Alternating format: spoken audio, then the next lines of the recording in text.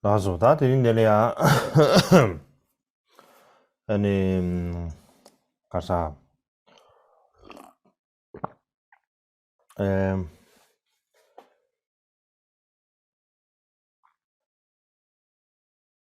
군시 에 ni sumbat cha de orbata ni sumbat cha de ora Hoy es el tercer día de nuestras enseñanzas invernales de Kagyu Kunchu. di shudia ga gyur yana na yu surup gyur che cha di ko de ya Y me gustaría comenzar hablando acerca de las últimas enseñanzas y hubo una porción que no pude mencionar y quisiera continuar con ese tema. ta de ya thoma de ya Para comenzar, ta ka sang ma yana ga na yu surup gyur che ko ni su en las últimas ta de ma lo enseñanzas ya hablé de los antiguos métodos de traducción chinos. ta ga ne ji gyur che ge ga lo za wa da cha ro shu ge ti ju Hablé de la historia de la traducción de textos budistas y la orden y de cómo los traductores y sus ayudantes se dividían el trabajo. Dividimos la historia de la traducción de las escrituras al chino en 4 periodos históricos. Y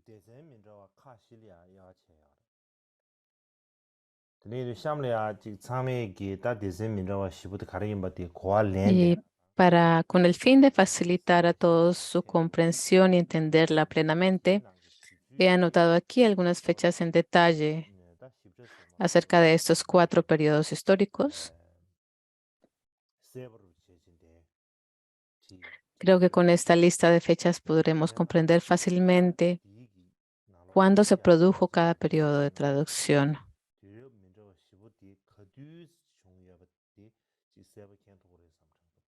Pienso que así pueden entenderlo mejor. Por ejemplo, comenzamos con la dinastía Han, del periodo de la dinastía Han.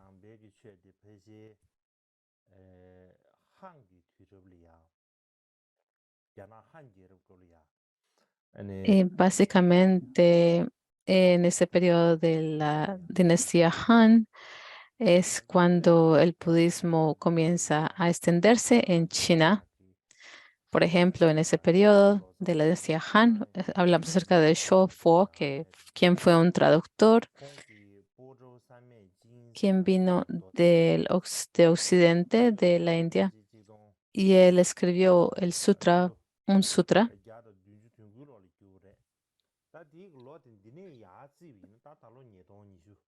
y tradujo este sutra en el año 179 de la era común. Y si llegamos a contar, estamos en el año 2023, de acuerdo a la era común. Y esto es, podemos decir que se produjo 1044 años atrás. Perdón, 1844 años atrás. También hubo otro traductor quien tradujo la gran exposición de la Abhidharma en el año, mm, no escuché, pero fue más de 1000 años él tradujo esta exposición.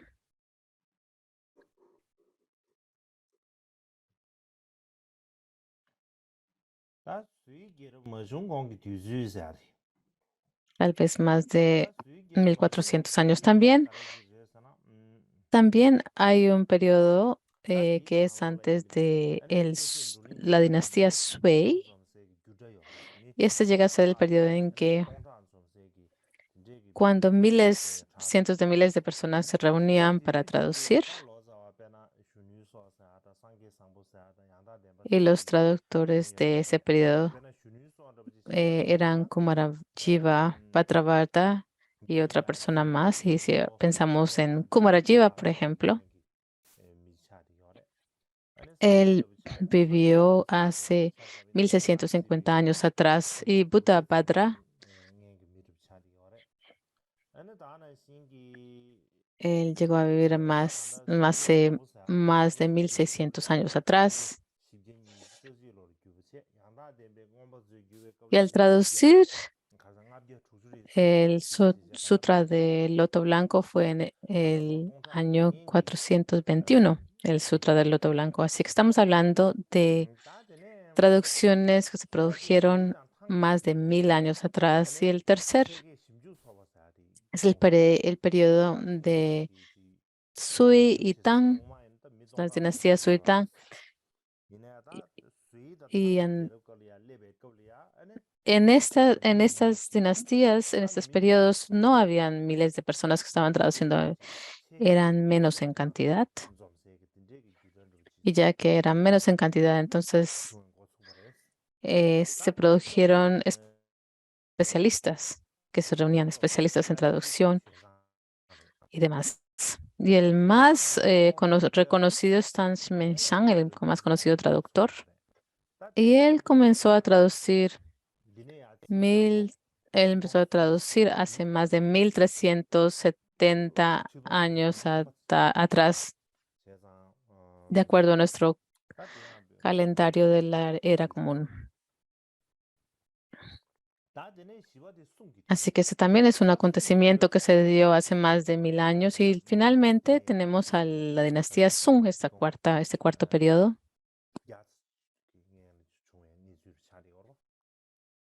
Y es aproximadamente 1100 años atrás que se produjo. De todos modos,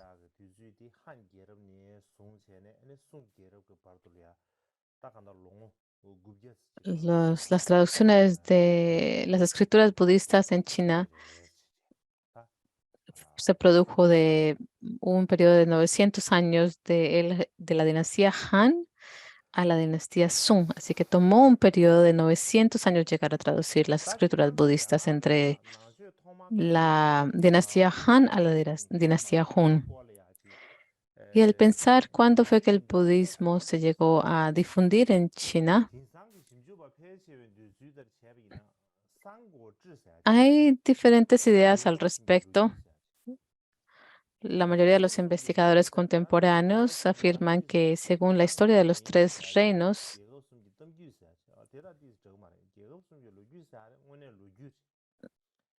hay otras historias relacionadas, pero las historias de los tres reinos sí son una historia, es una obra escrita, así que no se compara a los demás. De todos modos, así que este registro histórico eh,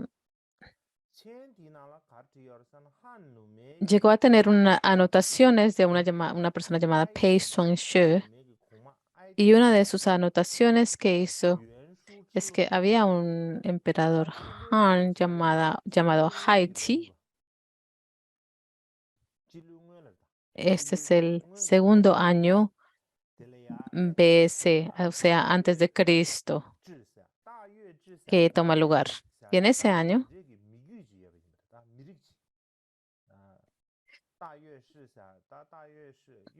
había una persona que se llamaba Tai Saiyong, de una persona que pertenecía a un grupo étnico, y ese es un nombre que añade su grupo étnico.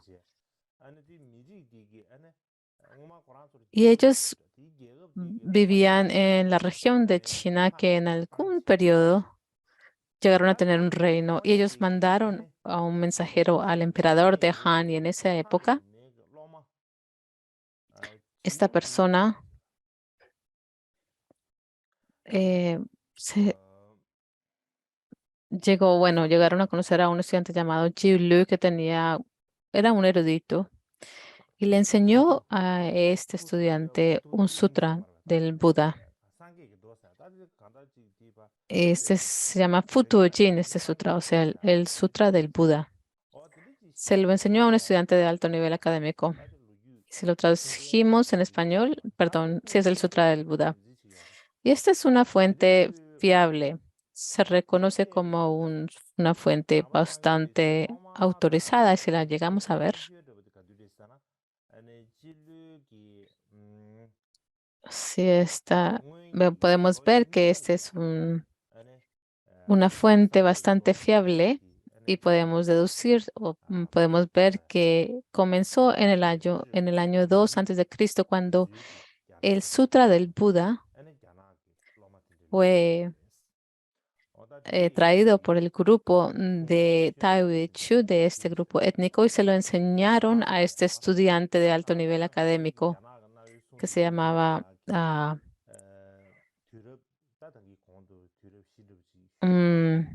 Yuesi, creo. De todos modos, si pensamos en estos periodos de traducción, cuando se tradujo,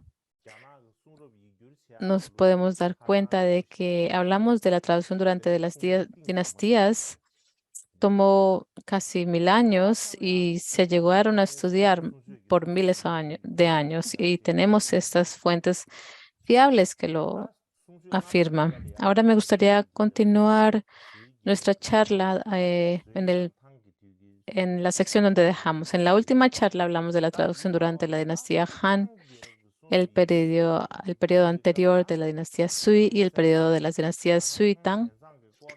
Entre ellos, cuando hablamos de la traducción durante la dinastía Tang, tenemos que hablar de Xuanzang.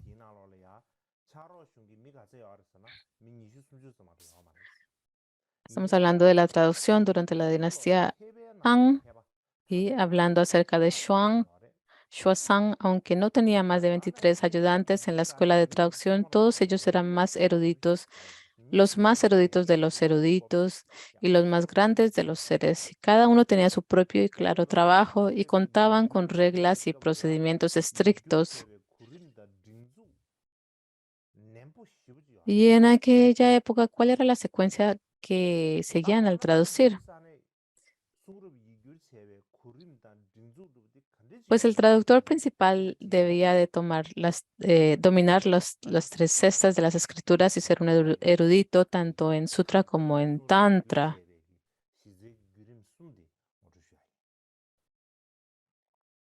Y por eso me gustaría hablar acerca de estos puntos principales o pasos principales durante la dinastía Tang para traducir.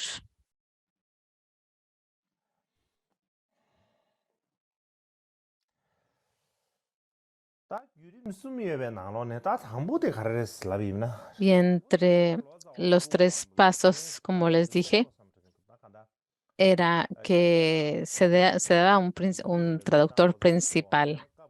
Y en tibetano se llama Yui, perdón, en chino. Y algunas veces se traduce Yi. Es una diferencia en el orden de las palabras, pero su significado es igual. Es el traductor principal, el Yi o el Yi. Y en español sería el traductor principal.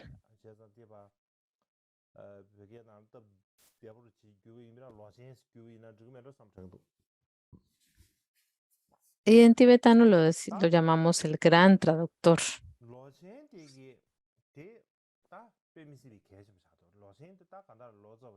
Ahora, el traductor principal era de suma importancia.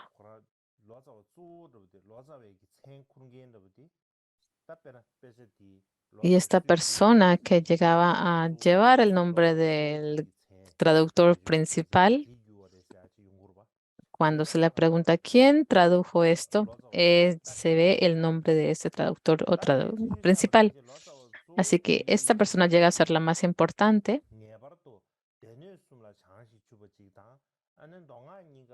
Y él debe, por eso como dije, debe de haber dominado las tres cestas de escritura y ser erudito tanto en sutra como en tantra.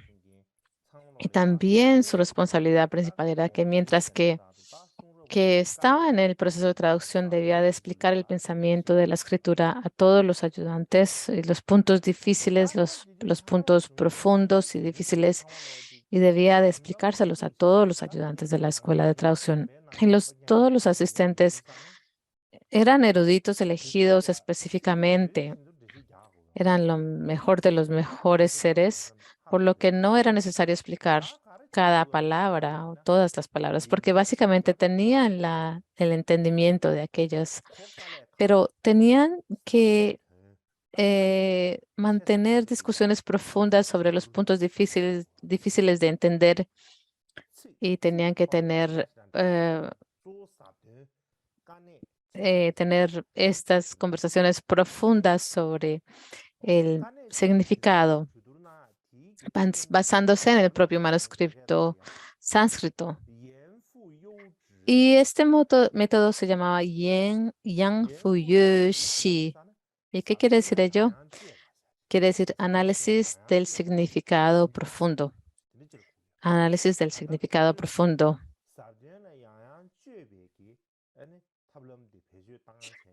Y así fue que, y así usaban este método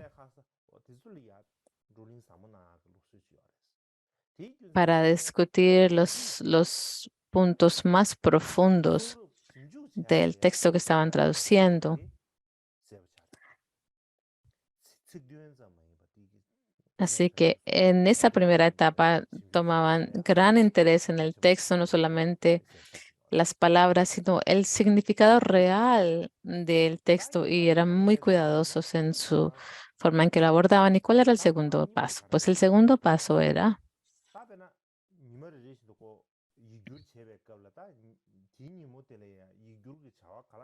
es que una vez concluido en gran medida el trabajo de traducción de un día, mm,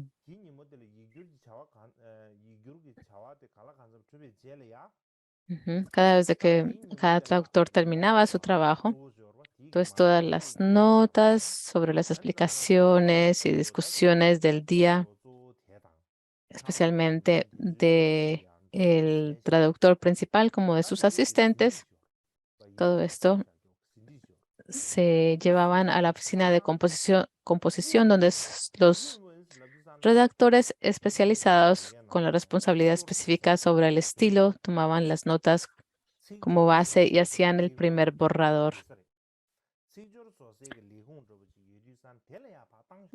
Así que en esta oficina de composición, ahí era donde estaban los redactores.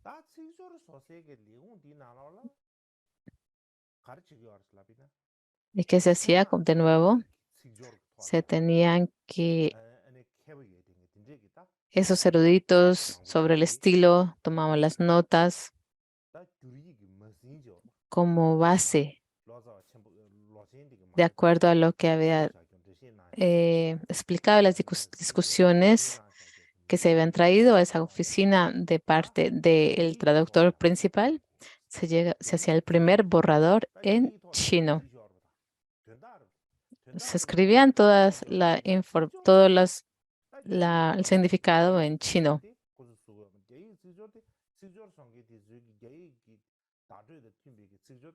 Ellos no se preocupaban en la composición y en el estilo porque eso era para los editores y los escritores que iban a tratar de abordar esa parte, pero ellos, más que todo esta parte de la oficina de composición, era que ellos más se especificaban en el significado que se estaba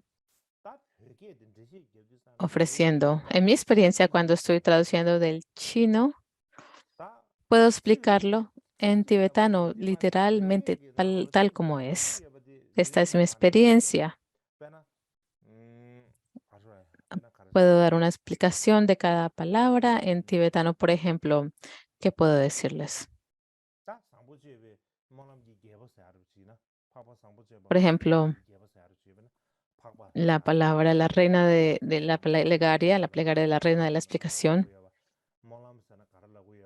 Puedo explicar las palabras aspiración, conducta noble.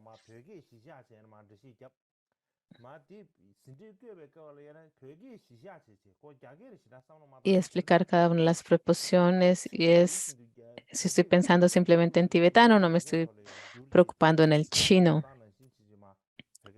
Y para explicar cada palabra del tibetano en chino y escribirlo, Una vez que eso que está escrito, entonces es en ese momento y solamente en ese momento que se toma como base, ya que se ha explicado cada palabra y se toma como base para ver cuál es la mejor forma de expresarlo en chino, la forma del estilo. Y si lo pensamos así, si lo pienso de cómo traducirlo de una manera en chino, si simplemente comenzamos a pensar cómo suena bien en chino, entonces corremos el riesgo de dejar el significado y palabras, dejarlas por fuera. Así que es importante el primer pienso es, el paso es traducir cada palabra por palabra y ver qué es poder explicarlas. Y como lo dije anteriormente, los traductores tenían la capacidad de expresar y de explicar el significado de los textos sánscritos y él podía explicarlos como Shuangshan en chino y tener grandes discusiones. Y después mandaba esas discusiones a la oficina de composición y después de ello lo llevaban a la oficina de corrección de sentido donde había un editor experto con el tema, en el tema, perdón, un editor para chino, un editor en sánscrito.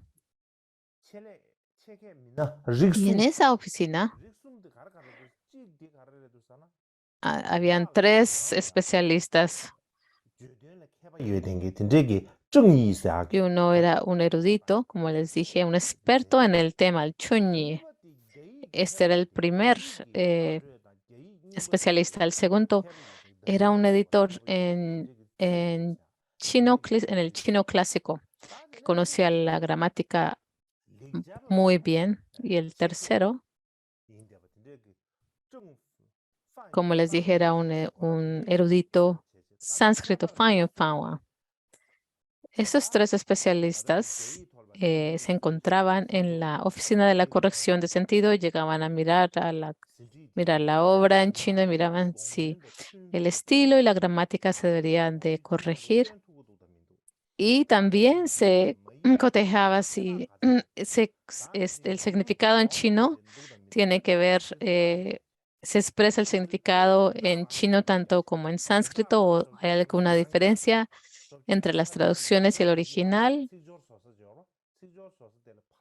Y cuando veían un error en la traducción, lo cambiaban y la devolvían a la oficina de composición. Ese es el segundo paso. Y el tercer paso, y una vez que recibían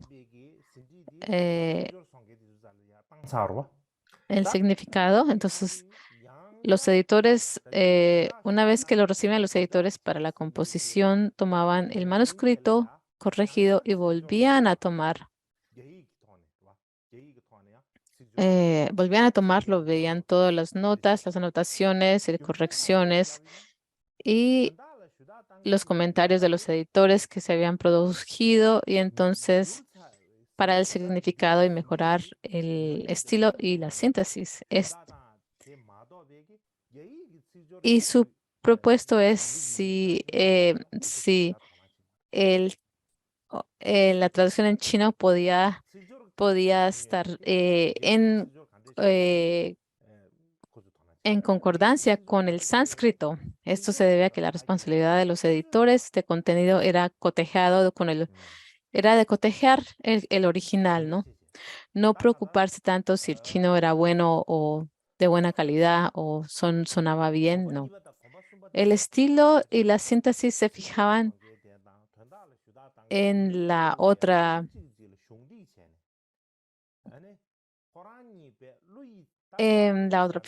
otra oficina. Así que hasta que estas 2 oficinas llegaban a estar, los eruditos de estas oficinas llegaban a estar satisfechos, entonces no terminaba la traducción porque ellos lo mandaban de una oficina a la otra. Terminaban su parte y la mandaban de nuevo para revisarla y este proceso tomaba varias veces entre una oficina y la otra. Y una vez que el estilo de los editores de estilo se lo mandaban de nuevo a los editores del significado y llegaban a mirar cada uno si la corrección del chino en el estilo facilitaba el significado el significado en sánscrito del contenido. Y si no facilitaba el contenido, aunque sonara bien, tenían que mandarlo de nuevo y decirlo, y así viceversa se daba. Y entonces cada oficina miraban si sus cambios, los cambios que proponían, eran buenos o no, si eran los mejores, y tenían que trabajar mucho al respecto.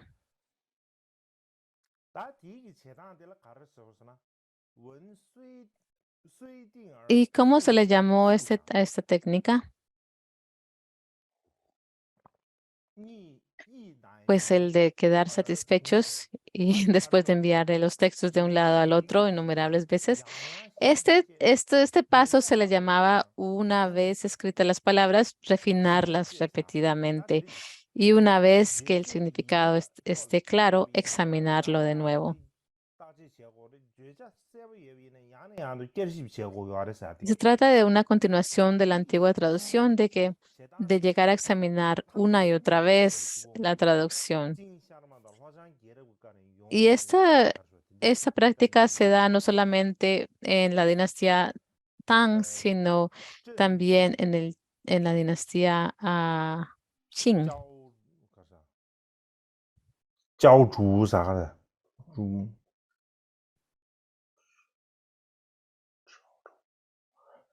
郑重焦轴，竹啊，焦轴，郑重。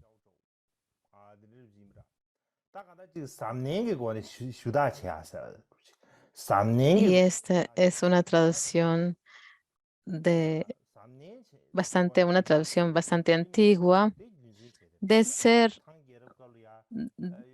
una edición asidua del periodo anterior de la dinastía Sui, no solamente de la dinastía Tang, sino esta tradición de edición asidua se remonta a la dinastía Sui. Por ejemplo, Xu Jinsong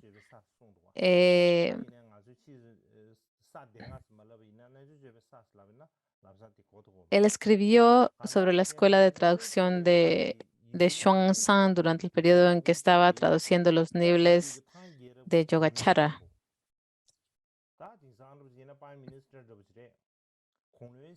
Este era Jinshong era un ministro de la dinastía Tang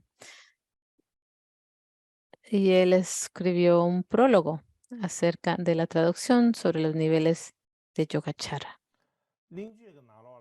Y él fue un ministro, perdón, de la dinastía Tang.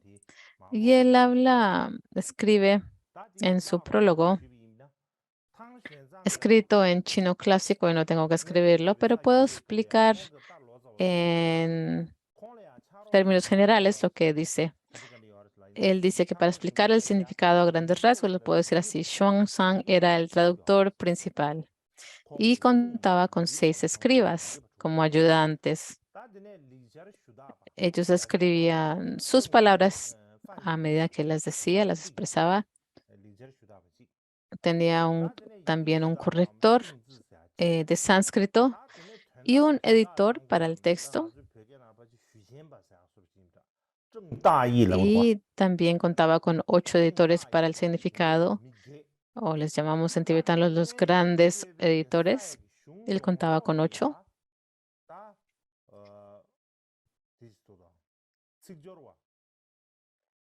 Y para poder revisar el estilo de todo el texto llamado Los niveles de Yogacara, él tenía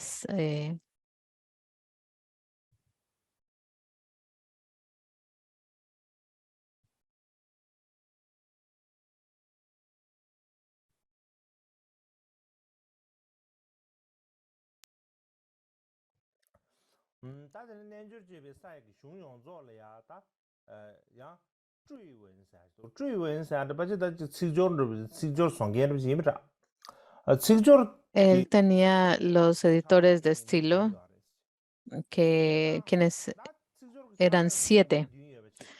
Tenían la posición de ser editores de estilo. Y estas 7 personas dividían los capítulos entre ellos mismos y ellos decían, bueno, tú miras esta sección, tú tomas esta sección. Y así como fue que realizaron su trabajo. Y cada uno tenía su propia responsabilidad. Y al final, el gran ministro de la dinastía Tang Jin-song, como lo había exigido el emperador, lo leyó detenidamente para ver cómo era la traducción. Él fue la última persona en leerlo en ese tiempo.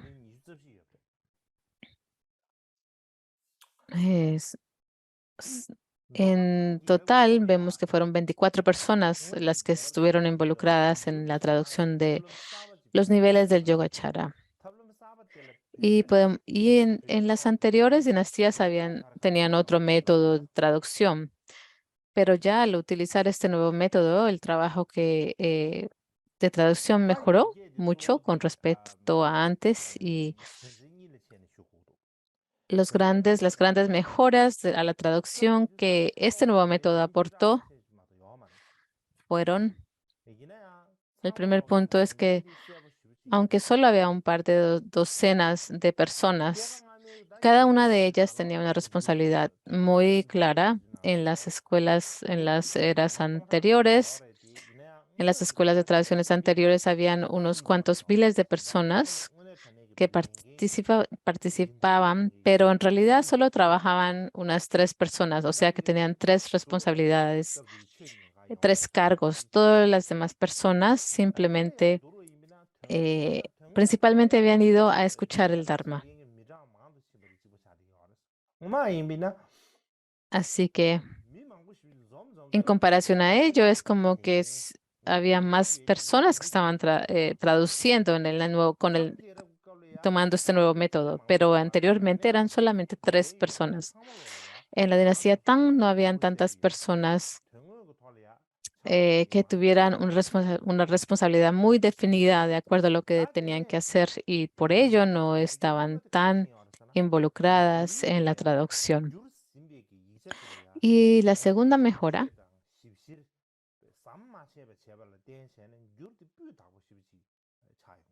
tiene que ver con la corrección y la comprobación, ya que estas eran continuas, la calidad también mejoraba en gran medida. A veces habían desacuerdos entre entre los escribas y los correctores. Por ejemplo, el ayudante de Shosong Pa Tsang, tam- también conocido como el maestro Xing Chu de la secta Avatamsaka, era muy reconocido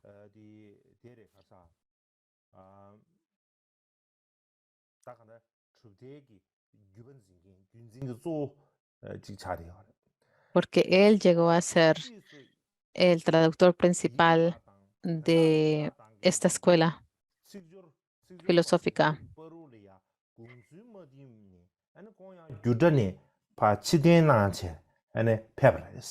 Pues él abandonó más tarde la escuela de traducción debido a las opiniones divergentes de los escribas, editores y correctores de estilo. Así pues, en las escuelas de traducción se producían frecuentes cambios de personal. ¿Y cuál era la razón principal? Es que todos eran eminentes maestros del budismo y de la composición. Y los desacuerdos se reducían a cómo traducir las palabras y el significado del texto, porque de inmediato no decían, oh, esto está bien, lo apruebo, no, porque cada uno tiene sus aspiraciones altas y por ello no siempre estaban en acuerdo. y el traductor principal tenía que, pues, tenían que ver con las palabras, no eran disputas sobre situaciones personales, todo tenía que ver era con el significado de la traducción. Y entonces ahí, en esos momentos, era el traductor principal, tenía la responsabilidad principal de intentar resolver todas las disputas, porque todo el mundo tenía un gran respeto por él. Por ello era su responsabilidad de intentar resolver las disputas. Pero por lo general las disputas eran beneficiosas para la traducción porque se producían diferentes ideas y posiciones, todo el mundo podía expresar su opinión.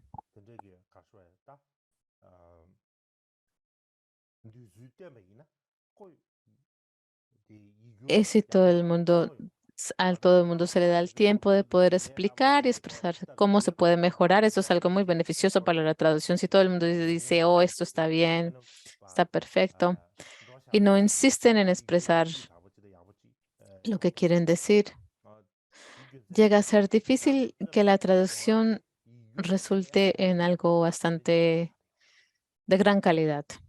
Así que tener disputas durante las traducciones es algo benéfico.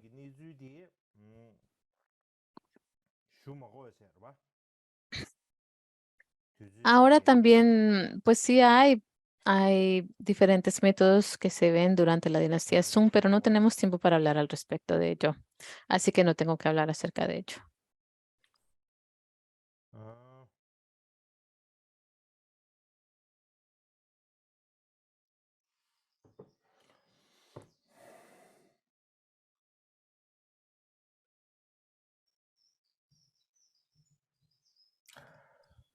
다음에 시험을 가봐야지. 주쇼.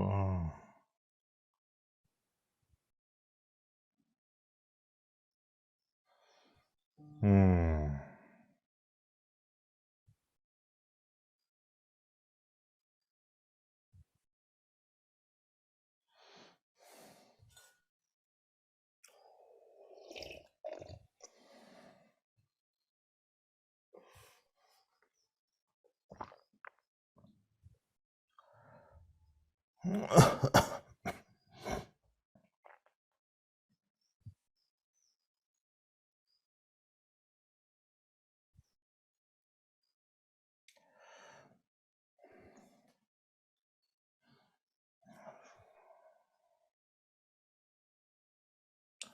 다바지디 그 주주치아가 버슨 샤네 양만로 삼천. Pienso que tal vez debemos de tomar un descanso de 20 minutos. Vamos a tener un descanso de 20 minutos y regresamos.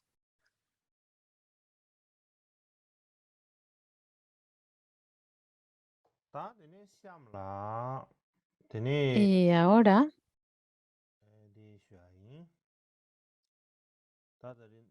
de lo que voy a hablar ahora es lo siguiente. Les quiero dar un resumen de los métodos antiguos de traducción. Y ya he dicho bastante al respecto y tienen que ver con los métodos de traducción en la antigua en China y un poco de su historia. Mi intención era de darles una breve introducción, pero me he llevado todo un día de las enseñanzas y la mitad de esta.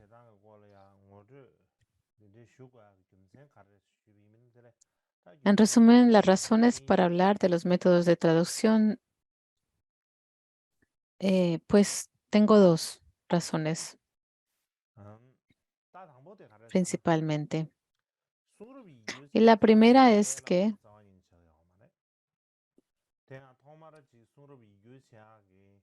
traducir texto de Dharma no es nada fácil. En primer lugar, hay grandes expectativas puestas en el traductor o la traductora. Por ejemplo, el traductor o la traductora principal deben conocer Las escrituras budistas, el sutra, tanto el tantra, deben de conocerlos. Y no solamente eso, también los ayudantes deben estar formados en sus propias especialidades. Si no tienen esa formación, no es bueno. Por ejemplo, hay unos especialistas en sánscrito, algunos eruditos en sánscrito expertos, otros en chino clásico y otros o otras en budismo, en el budismo, tanto en las palabras del Buda como en los comentarios. Así que las escuelas de traducción de la época eran lugares donde se reunían los eruditos de esta época que hemos hablado. Reuniones de grandes seres.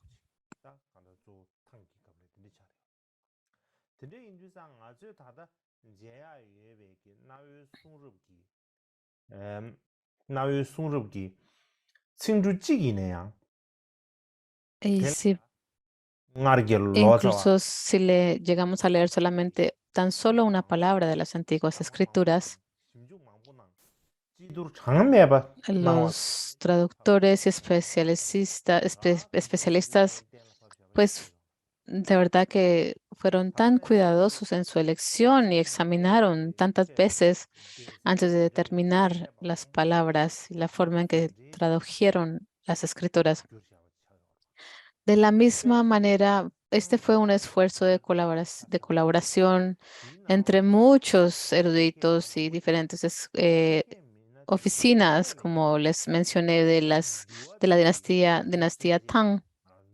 Se veían diferentes especialistas. Por ejemplo, entre ellos hubo uno que era un patriarca de una escuela, de la escuela Avatam Saka. Si llegamos a pensar en Kuei-ji, pues ¿quién es Kuei-ji? Él fue el fundador de la escuela solamente en la China. Se llama la Escuela de las Apariencias de Dharma.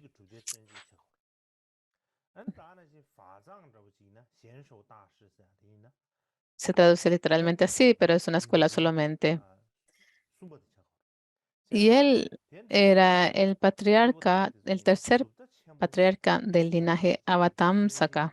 Así que todos estos grandes seres eran fundadores de escuelas y eran sostenedores de linajes, tales comparables como en Tibet, que tenemos a Sakya Pandita o Longchenpa, o el maestro Tsongkhapa en el Tibet. No eran simplemente personas comunes y corrientes. Tenemos fundadores o sostenedores de linajes. Entre ellos, incluso los asistentes de más bajo nivel no eran simplemente personas comunes y corrientes, eran khenpos, grandes maestros de grandes monasterios chinos. No eran personas comunes y corrientes. No es simplemente una exageración decirle que todas las escrituras que tenemos son como la combinación de la educación y la práctica de esos grandes seres y que ellos llegaron a elaborar durante toda su vida, y por ello debemos valorarlos, valorar las escrituras y tenerlas en alta estima y reconocer lo difícil que es encontrar esas escrituras y también reconocer lo sagrado que son las traducciones, tan increíblemente sagradas que son. Tenemos que reconocer lo que es precioso. Es precioso. Esto es muy importante. Por ejemplo, en Tibet, sea Kagyu, en el Kangyur, en el Tengyur, al principio se dice en el lengua, en sánscrito o en la lengua de la India y después en tibetano. Y se dan los dos títulos de cada texto. El texto se pone en sánscrito y después se pone en tibetano. ¿Y cuál es su razón? Hay dos razones principales del por qué se sigue esa traducción. La primera es para que los lectores, los que están leyendo, puedan llegar a comprender un poco acerca de la traducción. Un poquito de decir, oh, bueno, esta palabra en sánscrito es esta en tibetano. Pueden entender un poco al respecto. Es el beneficio de ver la correlación de las lenguas entre los dos, en los títulos. Y la segunda es de recordar la bondad de los traductores.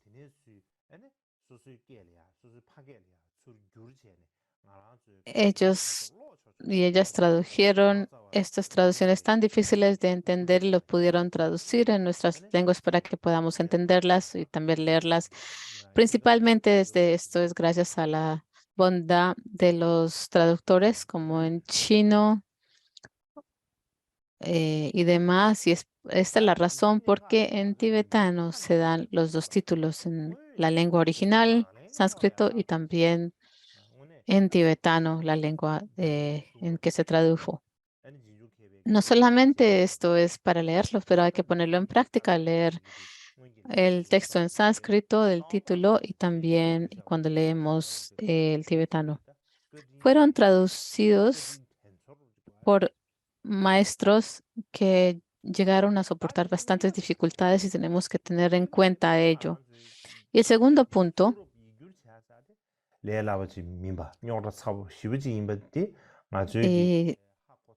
cuando comprendemos que no es nada fácil traducirlas y no solamente ello, pero al mismo tiempo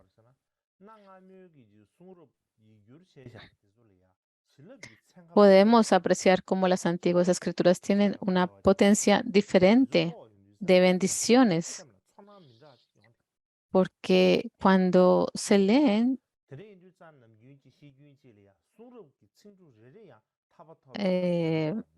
es como, es algo muy especial, como decimos, no hay siquiera una sola palabra que no nos pueda conducir al camino de la liberación. No hay una sola palabra de las escrituras que no sea el camino para alcanzar la liberación. Ya hay una historia durante la época del señor Tsongkhapa. Había alguien que se llamaba Chenga Usumpe y él le pidió o le solicitó a Tsongkhapa. Cuando estamos hablando de la palabra Kadampa, la escuela Kadampa, Kadam, la etimología de la palabra Kadam, ¿cuál es el significado de ella? Y cuando el señor Tsongkhapa explicó que ni siquiera una sola palabra de los Budas se puede descartar, se puede eliminar. Y tenemos que entender que todas ellas son instrucciones. Y por eso es que se le dice Kadampa o las instrucciones de las palabras. Ni siquiera podemos llegar a eliminar tan solo una sola letra de las palabras del Buda, que todas son instrucciones y por eso ese lleva el nombre Kadampa, instrucciones de las palabras. En esa época, pues Kadampa se sintió una gran satisfacción en escuchar esto de esta persona que había solicitado el significado. Y Tsongkhapa dijo, Chenga Jinsenpel me enseñó algo hoy, dijo el señor Tsongkhapa. Cuando le pregunté qué quería decir la palabra Kadam, él dijo que él ni siquiera el tomar en cuenta cada palabra y no descartar cada palabra del Buda es el significado de la palabra Kadam. Así que cada palabra del Kangyur y el Telgyur ni siquiera existe una que no signifique el método para la liberación si los grandes maestros del pasado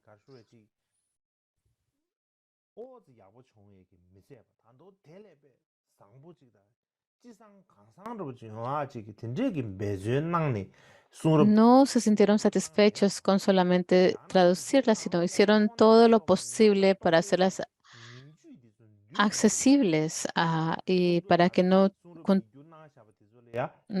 tuvieran ningún error, siquiera un solo error. ¿Y por qué es que las escrituras tienen tantas bendiciones? No las tuvieran si no fueran por algo. ¿Y por qué es que las escrituras tienen bendiciones? Las razones son, la primera, que se traduce el significado el significado y la palabra del texto original, sea en tibetano o en chino. Así que los traductores del pasado trabajaron, se esforzaron tanto como pudieron para poder expresar tanto el significado como las palabras del original. Y también porque tenían la experiencia y la realización. Todo esto se combinó en la traducción. Así que todo esto estaba ahí completo en la traducción. Por ejemplo, y si damos un ejemplo, hay el sexto patriarca del linaje Chang en China.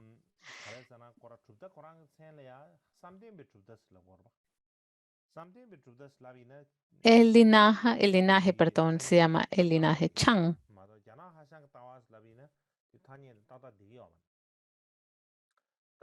Y no es el punto de vista Yahan, como se dice, no, es el linaje Chan. ¿Y por qué le decimos el linaje Hashan en chino? Porque el Hashan Mahayana fue al Tíbet y habló acerca de estos puntos de vista. Se le dio ese nombre. De todos modos, estamos hablando del sexto patriarca del linaje de la escuela, del linaje Chang. Él era un gran ser, increíble. Y él llegó a traducir un texto en chino.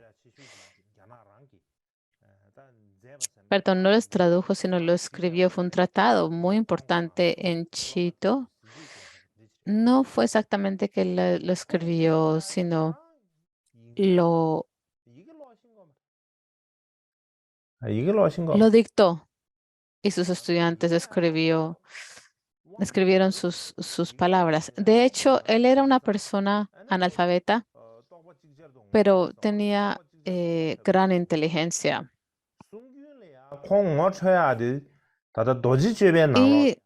Y pudo tener la realización y el reconocimiento de la naturaleza del mente simultáneamente.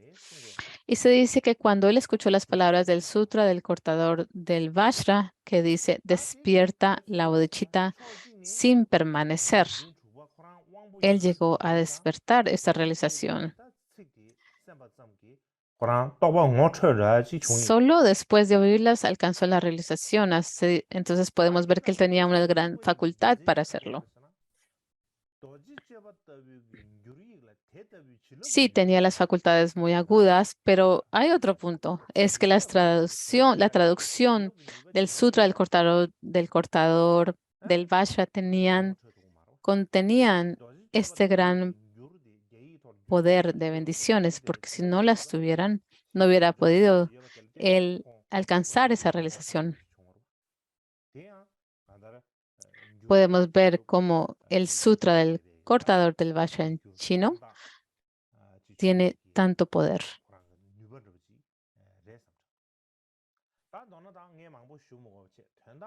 Y esto demuestra que la traducción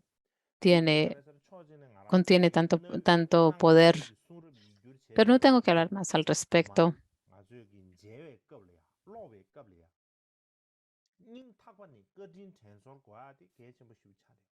Al leer y ver estas traducciones antiguas, tenemos que generar gran aprecio y gratitud en nuestros corazones por estas traducciones y tenemos que pensar, tenemos gran mérito nosotros, ya que estos grandes seres durante todas sus vidas, a través de todas sus vidas, se esforzaron tanto. Y gracias a ello, gracias a todo este esfuerzo que ellos pudieron ofrecernos, tenemos las traducciones y podemos llegar a vivir o experimentar el Dharma, que no es que está libre de confusión y tener el sabor y el aroma de intactos, intactos del Dharma. Así que tenemos que tener gran gratitud. Y si en el futuro podemos tener la oportunidad de abordar el trabajo de traducción, por ejemplo, es posible para todos. Es posible que es una garantía de que hay muchos de nosotros que podamos traducir las escrituras. Y cuando tengamos esa oportunidad de traducir las escrituras, debemos de seguir los métodos de los grandes eruditos del pasado y utilizar estos métodos y ser muy cuidadosos y precisos con cada palabra del texto y ser aún más modestos y cuidadosos en la forma de recitarlos. El simplemente leer algunos diccionarios y algunos comentarios y simplemente leer, conocer algunas lenguas extranjeras no es suficiente. Si estamos satisfechos con solo ese conocimiento, no es exactamente como debe ser. Debemos de tener una asiduidad extrema.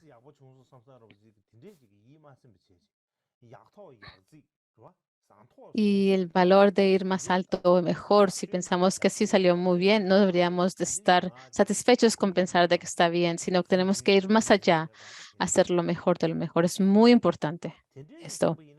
Si lo hacemos así, solo entonces no se echarán a perder los muchos esfuerzos de los grandes traductores del pasado. Las instrucciones y explicaciones de los autores de las escrituras de los Budas, de los Bodhisattvas, las raíces y los linajes no se echarán a perder. Por eso es muy importante. Tenemos que pensar esta responsabilidad que tenemos que adoptar. Debemos de traducir con la responsabilidad de las futuras generaciones. No se trata de nuestro reconocimiento personal. No deberíamos de pensarlo de esa manera solamente por nuestros, digamos, medios o aspiraciones limitadas. Si lo hacemos así, entonces nuestro trabajo no llegará a ser muy exitoso. Bueno, ya es suficiente acerca de este tema de traducción. El primer día de nuestras enseñanzas, mencioné que estas enseñanzas hablarán sobre el Tratado de Xuanzang. De Xuanzang, que es el título puede ser definirla solamente o probarla solamente como tema principal. Además, hablaré sobre la explicación de Kuiji de ese tratado como puntos suplementarios. Él fue el estudiante de Xuanzang. Así que primero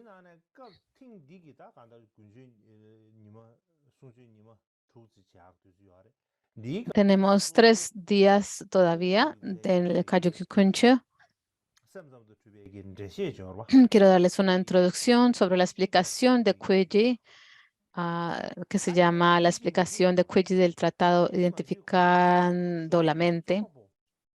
Pero antes de hablar de dicha introducción, tenemos que entender algo sobre quién es este autor, el maestro Kuiji. Tenemos que saber quién él es. Él fue un gran ser.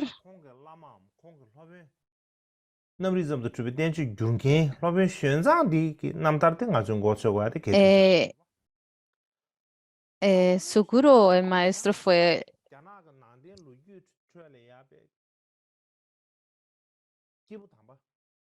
Sí, tenemos que saber, pero no es la figura famosa Xuanzang. Tenemos que hablar de él, pero más adelante lo haré. Cuando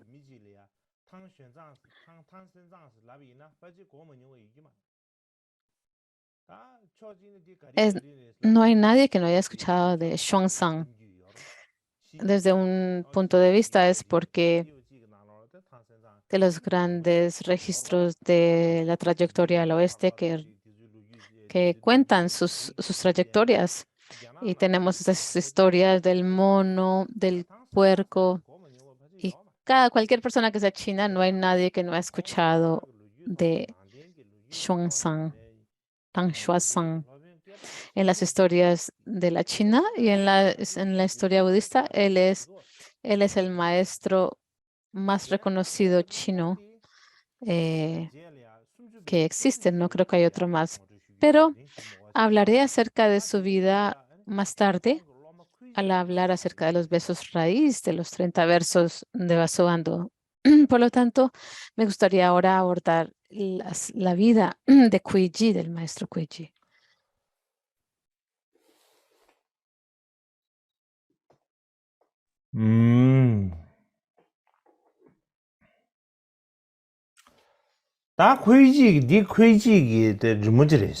Este es una imagen de Kuiji.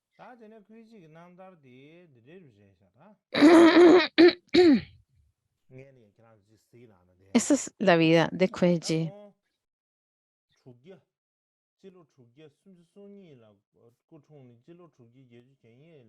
Él nació en el año 632 de la área común y murió en el año 682. Mejor lo leo primero.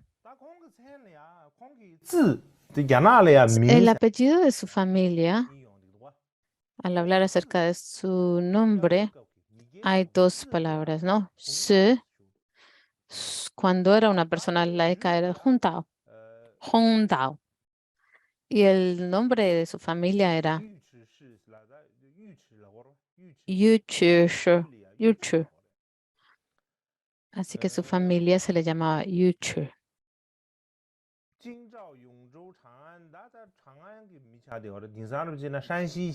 Era una persona de Chang'an que pertenece a la provincia de Changshu en Xinshao, Xi'an. Hoy en día es Xi'an, la provincia de Shaanxi, pero en ese tiempo era Jiangsu y la provincia de Jiangshao. Fue uno de los grandes maestros más famosos de la dinastía Tang, el fundador de la escuela solamente Fan Shan Song, si lo traducimos al español, es la escuela de las apariencias fenómicas. Así que es el fundador de la escuela de las apariencias fenoménicas, perdón. También fue conocido como Lingqi, Zhangqi, Dianqi, también se le conoce como Jishu o simplemente Ji. Su nombre de Dharma más tarde se le llamó fue Kuei-ji. Pero su título más honorífico es Xin Dashi. Xin quiere decir templo. En Dashi es gran maestro o Lopen. Así que el gran maestro del templo. A ver, su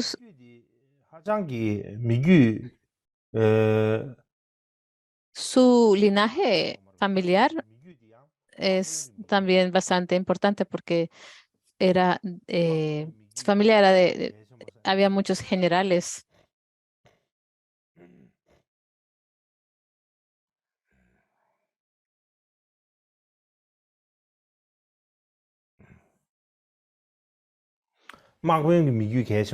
Sí, su familia, el linaje familiar era de generales.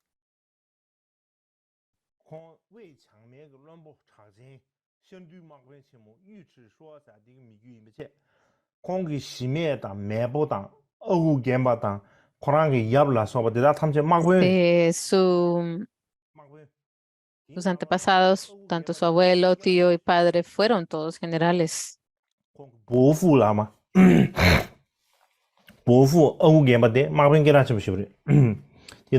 Fulam era una persona muy reconocida.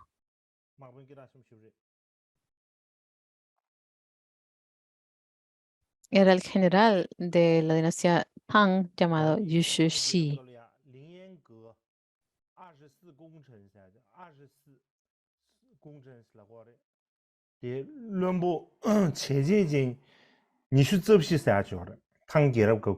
럼부 체제지 탕계럽 탕부 쭈베 qabля. En esos tiempos, en la dinastía de Tang, habían 24 grandes ministros. Eh, Cuando se fundó el monasterio de Tang, habían 24 grandes ministros. Y en esa época, en el portón, tienes que tener los protectores a cada costado. Tienes los protectores, las deidades, y la tradición era de dibujarlos de ahí. Y uno de ellos era un general. Y eran generales Tang, son personas bastante asombrosas.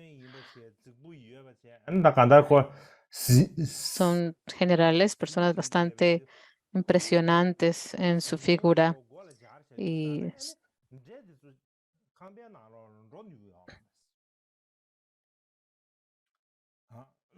así que no es tan fácil entrar por ese portón o por las casas cuando vemos esos dibujos. Hay una historia al respecto, pero no tengo que contarlas. Sí son reconocidas estas historias. Pero Huiji era, entonces, su tío paternal era uno de estos generales dibujados ahí. Era muy famoso. Su familia, sus antepasados eran de generales.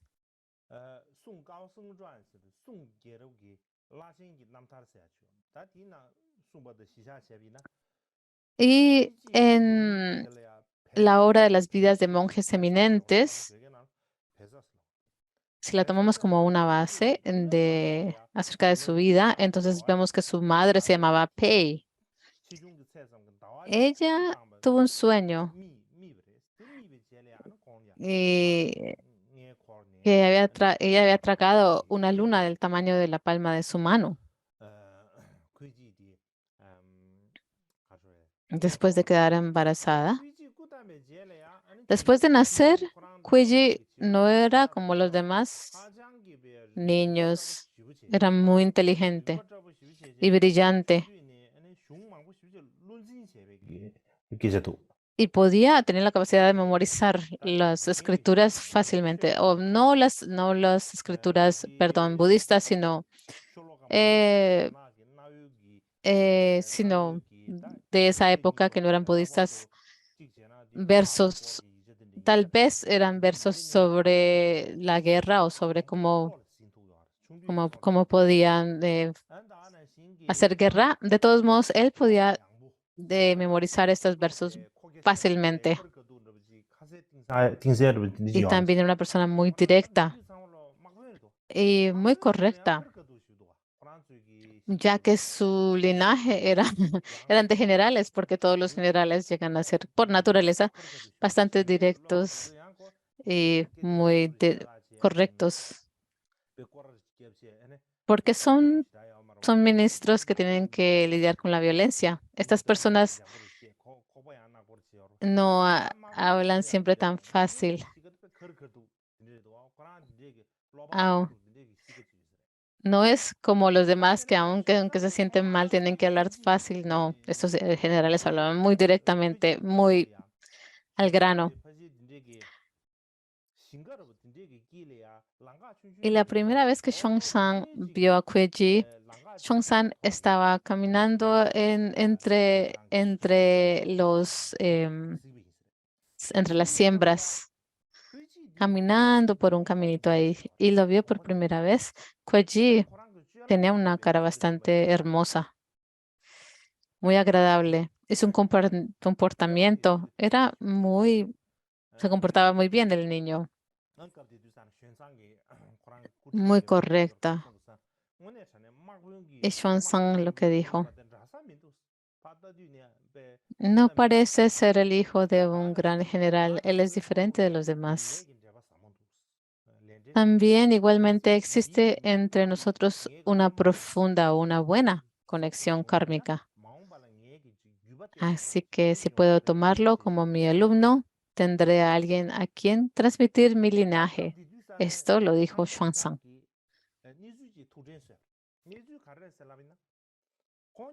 Y en ese momento, Tang Xuanzang recordó en ese momento de que al volver de la India a la China, se encontró con un asceta, tal vez jainista, que tenía la capacidad de hacer adivinaciones y él hizo una adivinación. Y en ella dijo, cuando vuelvas a China, conocerás a un estudiante con una brillantez innata. Esa fue la predicción de la adivinación. Y en ese momento, cuando vio a Kuiji, él recordó esa adivinación de el asceta jainista de que llegaría a encontrar a un estudiante muy brillante.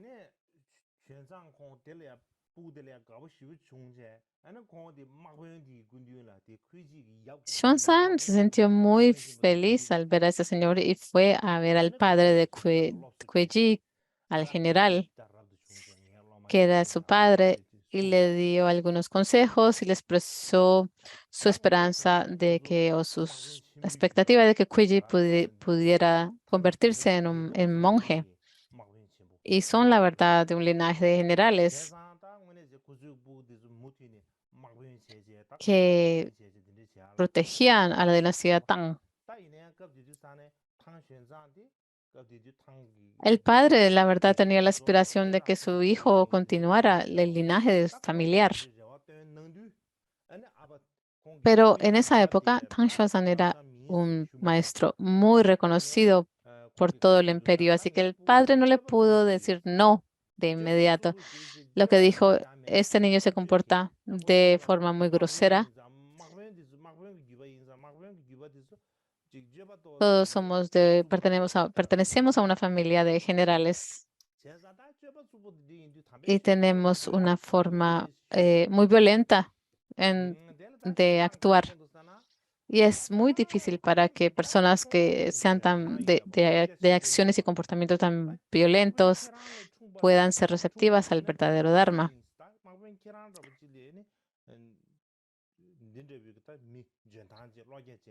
Pero Xuanzang le replicó, con habilidades y una perspectiva tan amplia, sin duda es tu hijo, un general. Si él no fuera así como es, no hubiera nacido en su familia. Pero para mí lo encuentro bastante agradable tal como es. Entonces el padre, no fácilmente, pero finalmente accedió a que Koji se convirtiera en un monje, pero Koji se opuso. Él no quería ser un monje. Y entonces, ya que Xuanzang le animó repetidamente, muchas veces regresaba una y otra vez y le decía, y él no tenía más remedio que aceptar, y sin embargo se enfadó y le habló con vehemencia. Tengo tres condiciones. No quiero ser monje, pero si quieres que tengo tres condiciones. Solo con tres condiciones me convertiré en un monje o si no, no. La primera es que no voy a renunciar al deseo. Aun aunque me convierta en un monje, salga y me convierta en un monástico, no renunciaré al deseo. Y porque como era tan hermoso y pertenecía a una familia tan alta, pues probablemente disfrutaba los placeres sensuales. Entonces él dijo, pues seré un monje, pero no voy a renunciar al deseo, a los deseos. Y la segunda condición es, una vez de que te conviertes en un monje, no puedes comer carne en la China.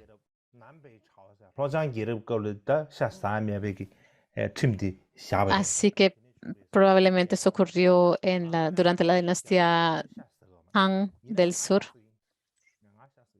De todos modos, los monásticos no comen carne. Y él dijo, debo de comer carne, dijo. Esa fue su segunda condición. Y la tercera, él dijo, después de comer, después de ser un monje no puedes comer en la tarde. Y él dijo, debo de comer por la tarde. Esa fue su tercera condición. Si puedes aceptar esas tres condiciones, entonces saldré y me convertiré en un monje. Si no, de otra manera no lo haré.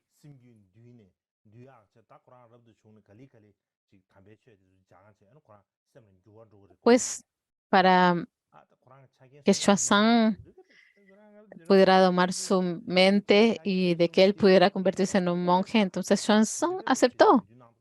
Él dijo, pues está bien, acepto tus tres condiciones. Entonces ellos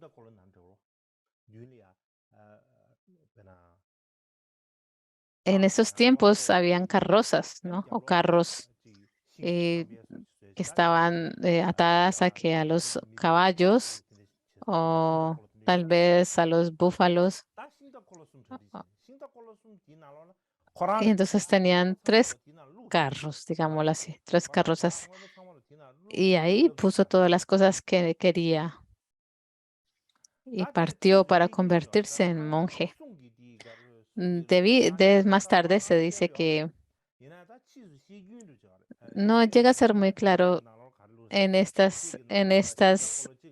obra que he mencionado, pero en otra se dice que el primer carro tenía muchas mujeres hermosas, la tercera tenía mucha carne y alcohol, y la tercera tenía muchos textos mundanos, no eran de Dharma.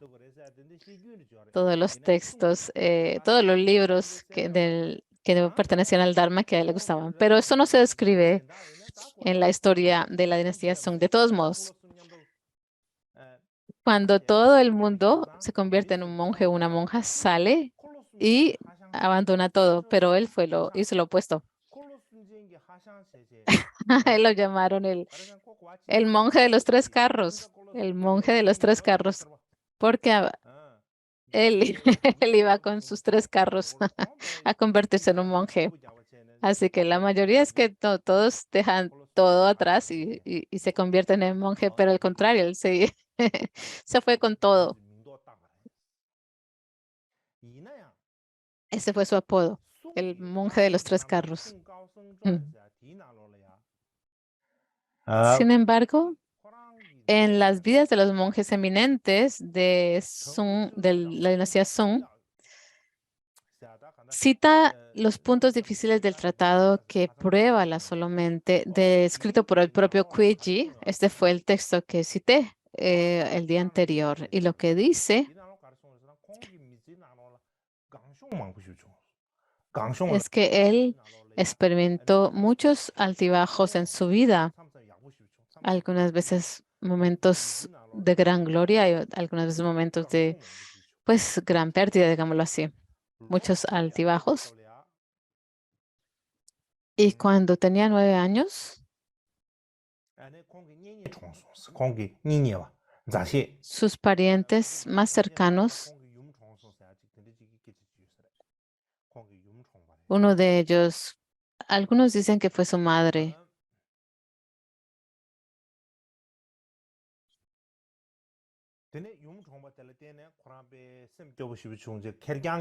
Parece que murió y entonces creció solo como huérfano. Y así, desde muy joven, se fue alejando poco a poco del bullicioso y ajetrado mundo. Y a los 17 años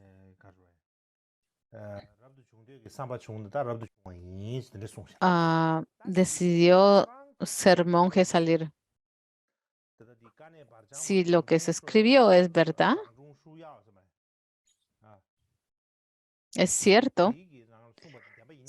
Si en este tratado que prueba solamente si lo que está escrito ahí, que él mismo escribió, es cierto, Entonces, llamarle el monje de los tres carros es simplemente una calumnia infundada, porque desde el momento en que, desde la época en que era un niño, tenía un poco de renuncia hacia el mundo, como él lo dice. Es algo que se tiene que investigar. De todos modos, cuando él alcanzó la edad de 17 años, se convirtió en un monje y el estudiante de Shongsan. Y primero entró al templo de Guangfu, el templo del mérito extenso, se puede traducir así. Más tarde, ya que era tan brillante y tan inteligente,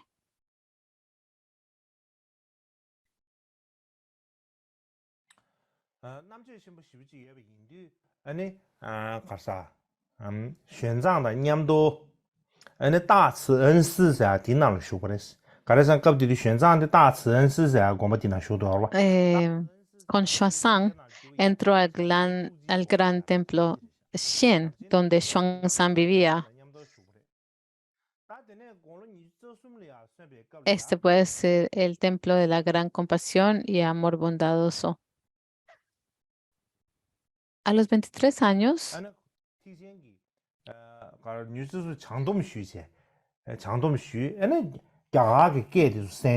tomó los votos de Bodhisattva y aprendió lenguas indias.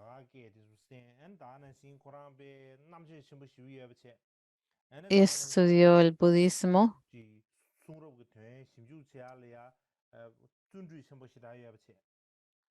y fue muy diligente en los estudios de las escrituras y de su significado. Estamos hablando de las lenguas indias, tiene que ver con sánscrito, con el sánscrito y también del y su significado. Y en un corto tiempo llegó a aprenderlas muy bien. Y es por esa razón que muchas personas lo llegaban a alabar y decían, él es alguien muy diferente, muy especial.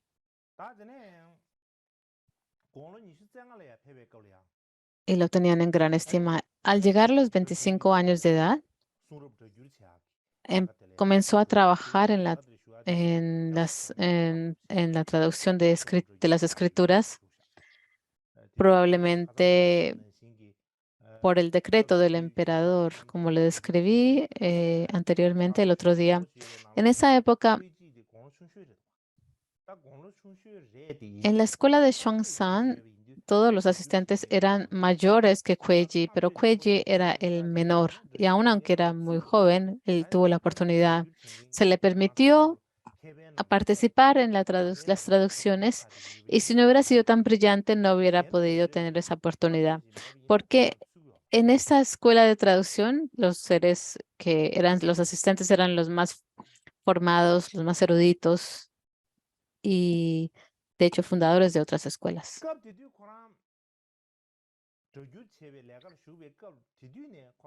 Mientras servía,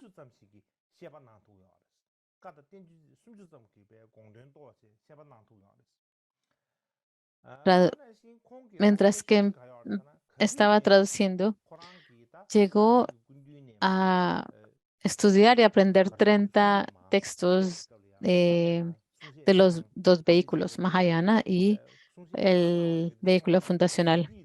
Y cuando el maestro enseñaba,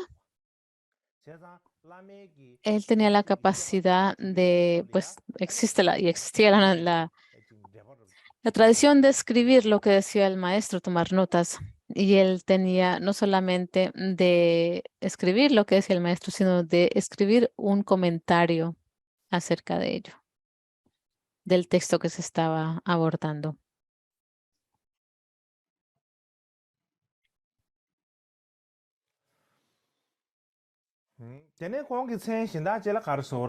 A ver, y tiene otros nombres, Kuiji, el maestro de las escrituras, de las 100 escrituras o de las 100 enseñanzas. ¿Y por qué se le llama así? Es que Kuiji era muy diligente a la hora de tomar notas, porque en esa época no teníamos ni un MP3, ni teníamos grabadoras. Simplemente tenías que escribir y tener mucha determinación y diligencia para escribir cada nota y cada lo que se decía. También tenía una gran capacidad en escribir tratados y explicaciones sobre las escrituras. Y en esa época, cuando estaba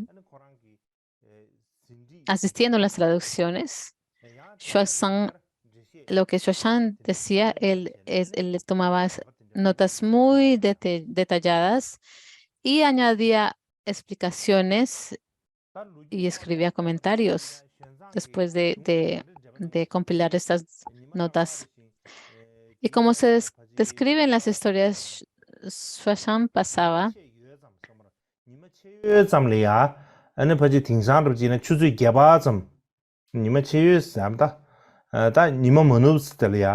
pasaba la mitad de la mañana, digámoslo así, desde las 8 de la mañana, por ejemplo, Xuezhan comenzaba a enseñar el texto que se iba a traducir en ese día y todos los miembros de la Sangha y los traductores o los asistentes que estaban participando en la traducción tomaban notas y transcribían las enseñanzas de Xuezhan. Y entre estos ayudantes, las notas de Kueji eran más, digamos, él era el más diligente, el que se esforzaba de gran manera de poder escribir todo lo que decía Xuezhan. Y después de Kueji llegaba a escribir todo lo que Xuezhan decía.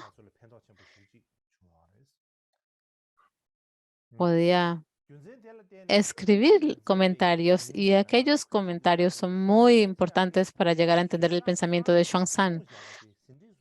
Al pensar acerca de estos comentarios que él escribió durante su vida, pues primordialmente tienen que ver con las palabras de las enseñanzas que Xuezhan expresó durante las traducciones. Así que básicamente él tomó todo lo que dijo Xuezhan, tomó las notas y después de que Xuezhan falleció, la gente empezó a ver las explicaciones y los comentarios de Kuei-ji como los más autorizados porque son iguales en cuanto a lo que dijo Xuezhan. Él toma las palabras de Xuezhan como base para hacer sus comentarios. Así que Xuezhan, él mismo llegó a escribir muchas obras. Y hay un texto que se llama, un ensayo que se llama Sashi Lung Shu Yi. Lo escribió Kuiji. Y lo que dice las maravillosas y excelentes enseñanzas se han convertido ahora en nada. Ahora pondré en notas lo que he oído antes.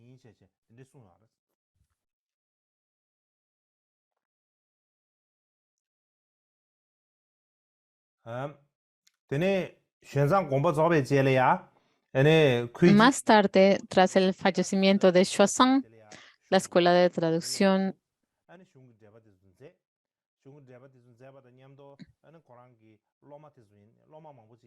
él empezó a hacer esto, a traducir, a hacer los comentarios, a escribirlo de esta manera.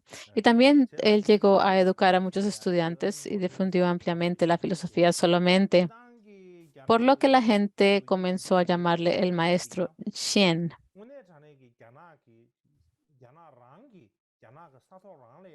Em,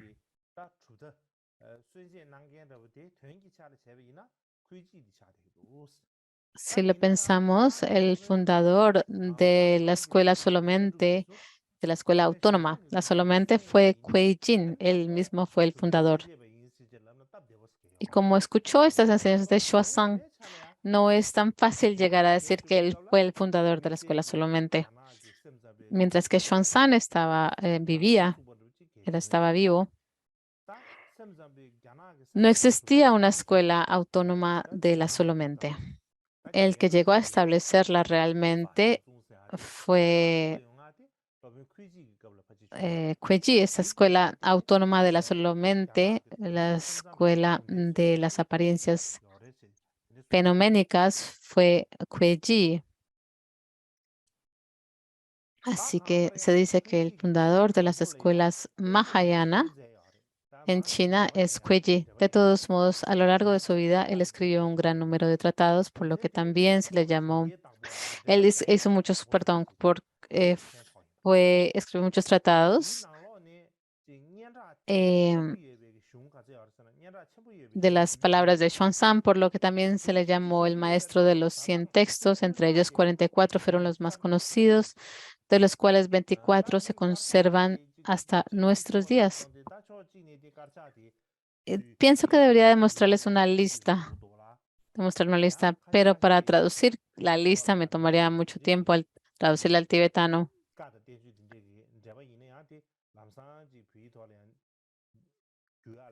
Hay comentarios que no existen en tibetano, no es tan fácil traducir el título al tibetano, así que no lo he hecho aquí, no lo he puesto aquí, pero hay muchos comentarios. De todos modos, él escribió muchos comentarios, como lo dije, muchos tratados, y el foco de ellos son muy variados. Algunos tienen que ver con los textos Mahayana, Hinayana, epistemología, también tratado sobre la solamente y también el tratado sobre Yogacara, la escuela Yogacara. Igualmente, mm, no había un sutra que tenía que ver con la solamente. El año pasado hablé acerca de los 11 tratados y sutras, pero no hay una de ellas de las que Kuei no hubiera escrito un tratado. No solamente se da el caso de que él escribió un comentario sobre todos los tratados y las explicaciones que Xuanzang dio, pero también él escribió comentarios sobre las traducciones antiguas. Escribió un comentario para cada uno de los sutras o tratados que Xuanzang tradujo y además añadió comentarios sobre las traducciones más antiguas que se llaman de Paramata, las traducciones de Paramata. Y también, principalmente, se le conoce por los comentarios y los tratados de la solamente de Maitreya, como también los tratados de la solamente de Asanga y de Vasubandhu. Estos son sus textos principales sobre los que él hizo comentarios. Igualmente, cuando él estaba escribiendo los comentarios, sostuvo principalmente las posiciones de la tradición del maestro Dharmapala. Cuelle hizo una recopilación,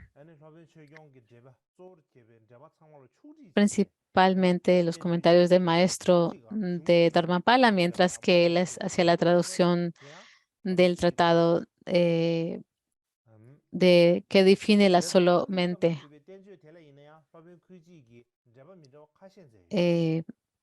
Recuerden que este texto tiene que ver con los comentarios de los 10 comentaristas indios sobre los 30 versos de Vasubandhu. Y también escribió algunos comentarios diferentes.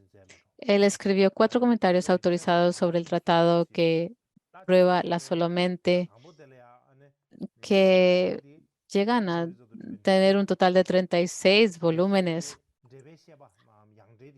Entre ellos, el comentario más largo es la explicación que prueba la solamente y tiene 20 volúmenes. Es el más largo de los comentarios. El segundo se llama Liao Chao, tiene 10 volúmenes relacionados con los puntos difíciles.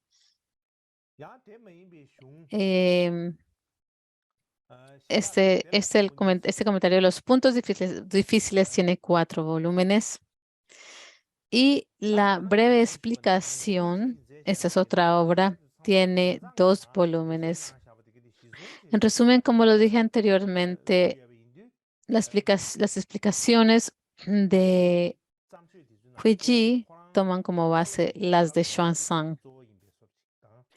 Así que las posiciones de Xuanzang eran básicamente la base que él tomaba para hacer sus tratados, para escribirlos.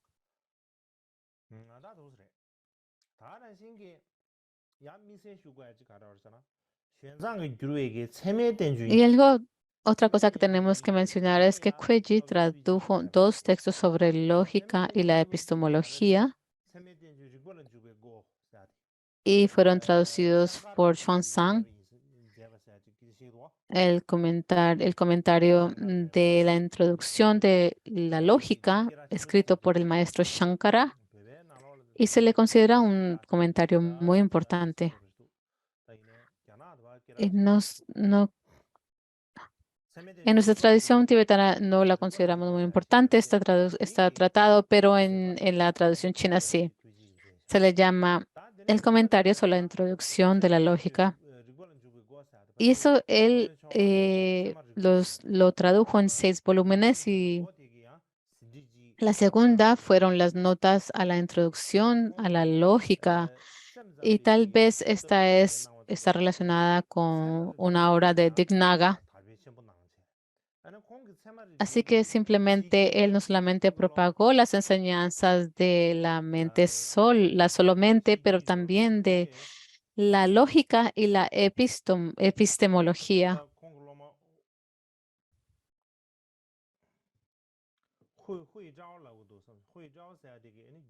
Y su linaje de epistemología pasó a manos del alumno Hui Xiao. Él fue el segundo sostenedor de ese linaje. Y entonces Hui Xiao llegó a difundir la lógica y la epistemología en Japón.